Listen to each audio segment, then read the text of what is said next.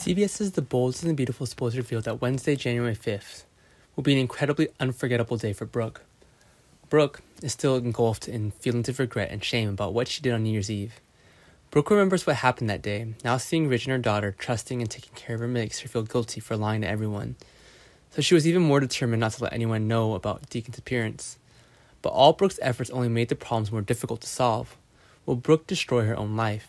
As soon as he returned home after a long time, Ridge immediately realized that something was wrong with Brooke. His wife looks different today than usual. How to say, more seductive? An electric current ran through Ridge, and Ridge's senses telling him that something was wrong with his wife last year's New Year's Eve. Ridge will definitely interrogate Brooke. Will Brooke confess everything to Ridge? Is Ridge sharp enough to tell if Brooke's confessions are real or fake?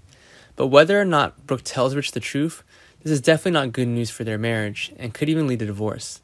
Of course, Brooke is not to blame because Brooke's drinking was arranged by Sheila's hands in the first place, not her desire to drink.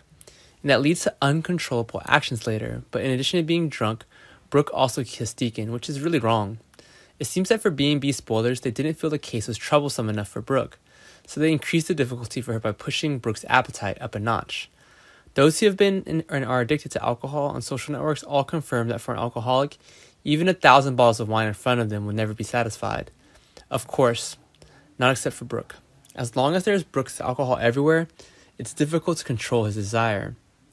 If Brooke wants to make the best of the problem without leading to the divorce, then she has no choice but to tell Ridge about all the mistakes she's made on New Year's Eve that day, and it's often said that it's easy to say but difficult to do. This was indeed true of Brooke, and she did not choose that path.